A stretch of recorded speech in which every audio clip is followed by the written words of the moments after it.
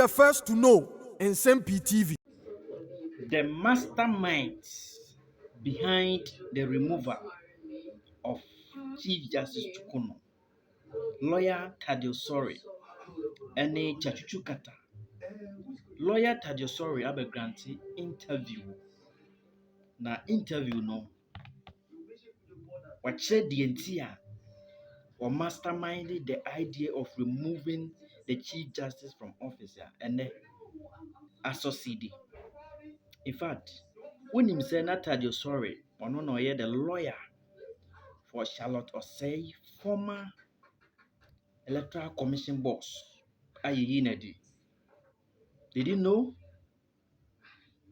When him and so say the banter happening between the Chief Justice and Tadio Sorry, and also it's about ego. Ego. Tadio Sorry feels to say he's so much an experienced lawyer, say, and you can say Chief Justice Tukono, actually no dear way. We grant interview no explosive details. Yanko na yanko tie no. Applied. I was Charlotte Osei's lawyer. And throughout that process, I advised her as to what to do every step of the way. When her attention was drawn to the petition, she wrote several letters challenging the process, and they still railroaded the process until she was removed.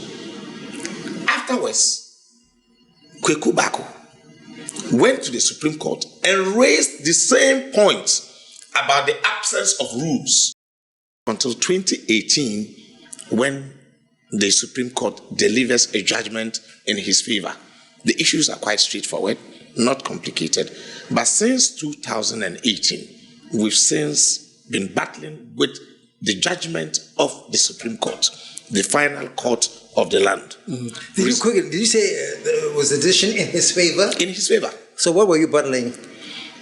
How to enjoy that very decision of the Supreme Court.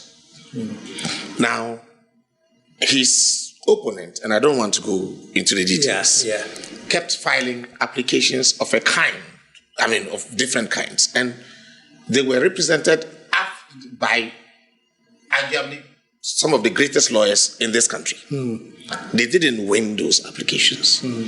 Eventually, what they did was to come to the High Court to try and set aside the judgment of the Supreme Court, raising issues that the Supreme Court had pronounced on several times over. It was clearly an abuse. So this is a person who understands the process, and he knows exactly what he is doing. So occasionally when I hear that, well, there was a promise to reset the judiciary, and this is one of them, I don't understand it. Because if you know who is involved in this, he believes he's been a victim of that system, and he's trying to which people had interests. There were some group of people who thought this was not right. They expect a basic level of decorum between the bench and the bar and the bench know that. It fell far. The standards that was exhibited on a number of occasions that I was before the Supreme Court in matters in which people had interests. There were some group of people who thought this was not right at all. In terms of the exchanges between us? Yeah. In fact, in one of the rulings of the courts, in which I raised an objection about the manner in which the Speaker of the Republic of Ghana was served, which was to be done in accordance with a protocol that was handed from the Chief Justice's office to the Speaker's office. I was overruled. I'm sorry. No, my lady, I've got it right. You can hear me very well. Yes, my lady. You appreciate the pickle we are in. Yes, my lady. You filed an affidavit on the 15th of... Please hold on. Don't interrupt me. Please. Oh, yes, ma'am. Always wait for me to land. Yeah, I'm not going to say anything. Your substantive application, affidavit before us, is dated the 2nd of April. Listen, let me land. If you had just appreciated, waited to understand my words instead of rushing to justify yourself, you would have admitted that you didn't have a formal notice to object. It's not, I didn't have a problem with overruling me. I get that every day as a lawyer of my age and experience at the bar. But even the contents of the ruling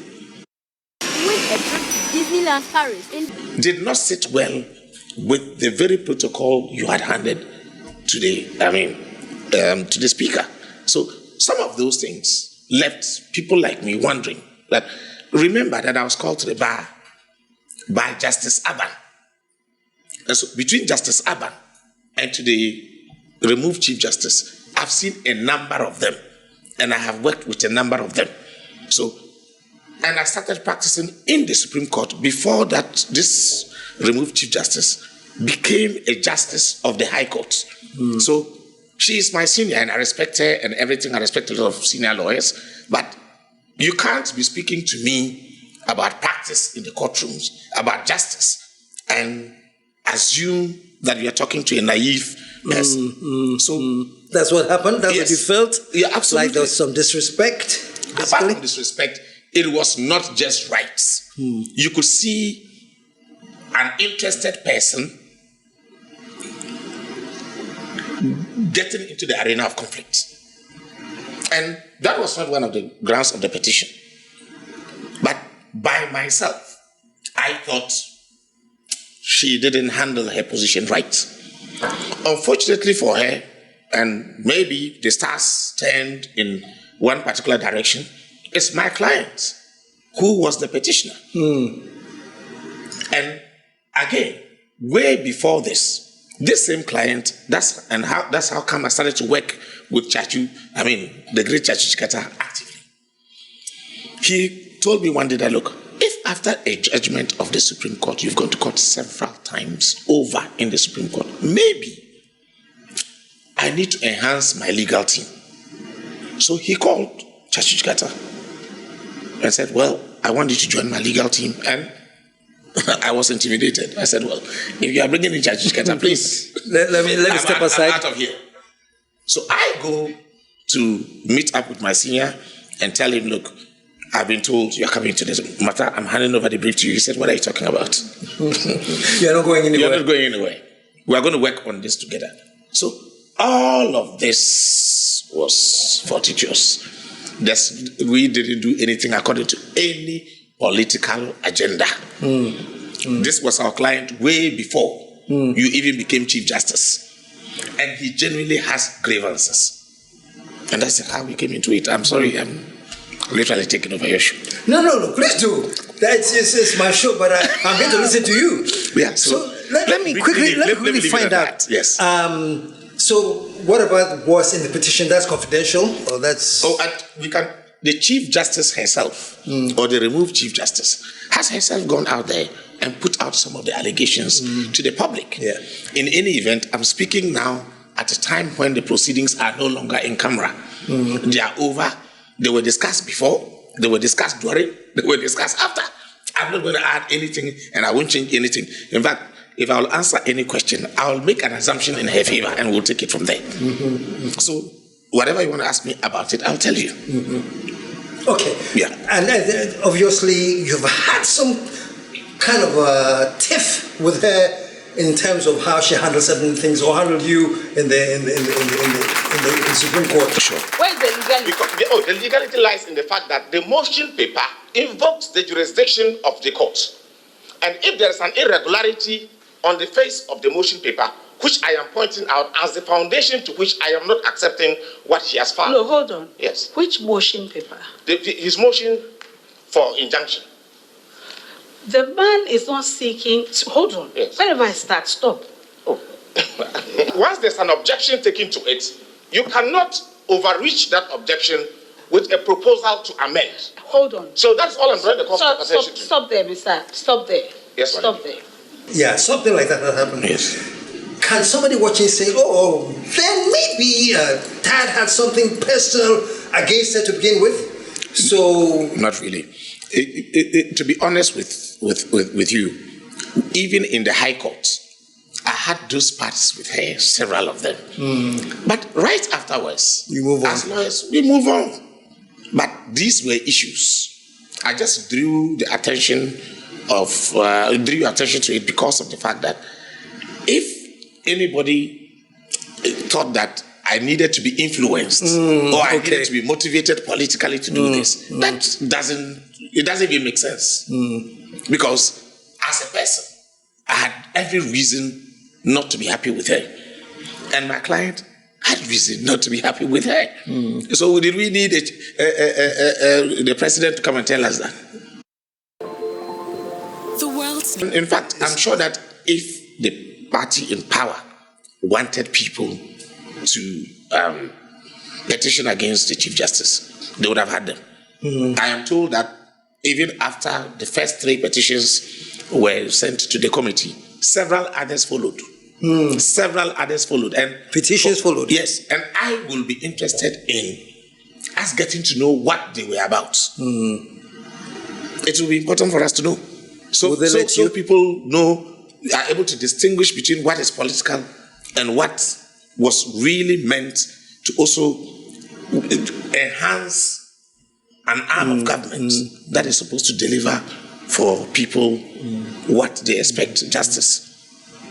Were you surprised that there was this political angle of the whole thing, as you've said? Did that surprise you? Because even in the article that you wrote, you were sort of implying that, hey, this is the law. It's been on the books. Did that surprise you? It didn't. What surprised me were the kind of people who were speaking. Because we all have our biases. And as I sit, I have my biases.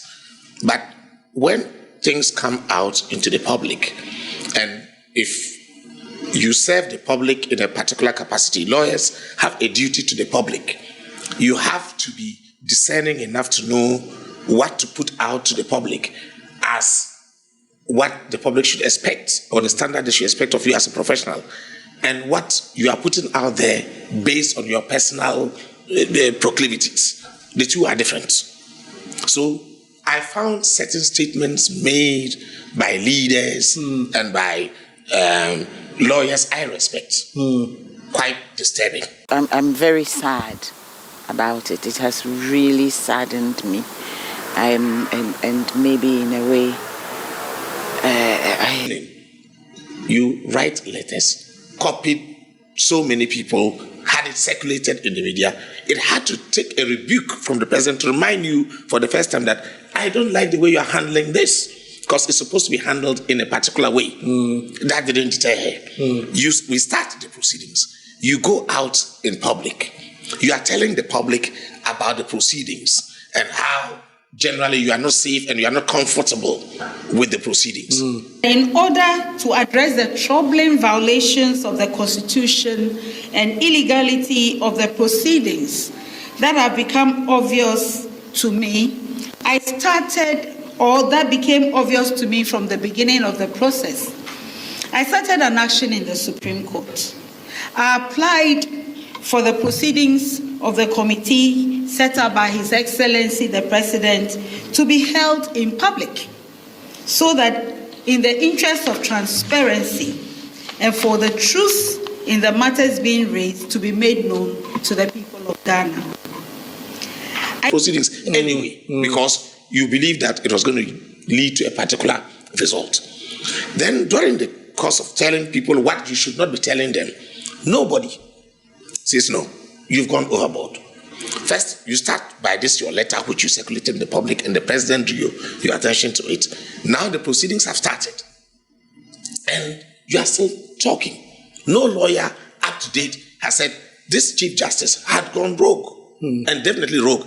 If she was not removed on the grounds of this, these were grounds to have removed her, because she was plainly acting contrary to the Constitution. Before you continue, why do you think that no lawyer was bold enough to point this out? Why the silence? It speaks to a particular culture.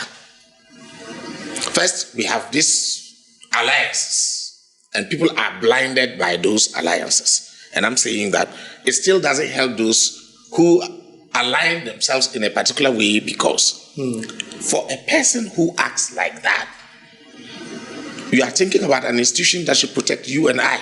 So regardless of how you align with the person, issues will definitely arise in which you will take positions that will affect you adversely. So first of all, it's based on our alliances, it's political. So this woman was appointed by a particular government. She's being removed by another government. So regardless of the merits, because we don't want the government which is acting to look credible or to show that this person who was appointed by another government was not the right person, we just need to take a position. What we know is that there's a sinister and diabolical plot. Beneficiaries of her indiscretion. One of the grounds of the petition related to the manner in which she handled the minority leaders' case in courts. That was in the petition. That was in the petition. In fact, as we speak, it was in the petition of another party. Matter cannot be defended in any way because in that her ruling against the speaker, she lied against a protocol that you had established with the speaker only because you wanted to reach a particular conclusion. If that was an accident, the events preceding the ruling showed clearly that it pointed to a particular thing. Whether it was innocent or not unintentional, to the extent that ordinary people can read and understand that no, this cannot be right, because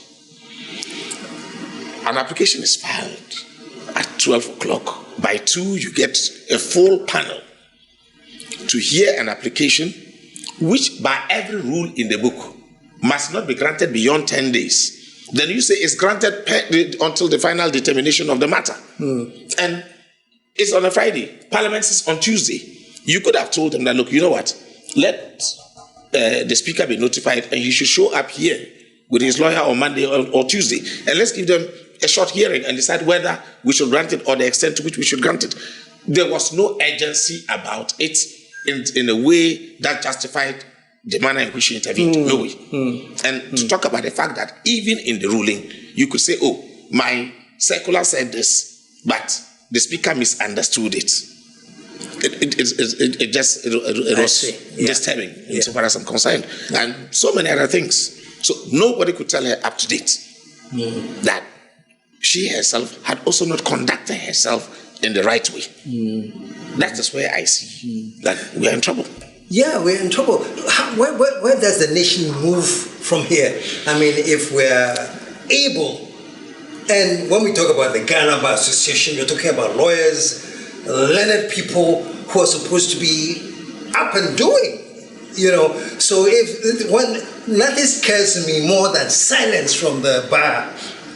So if this has to say anything about the bar, they keep silent because of alliances. Where are we heading? I wish I didn't have to speak about this, but the bar hasn't been silent.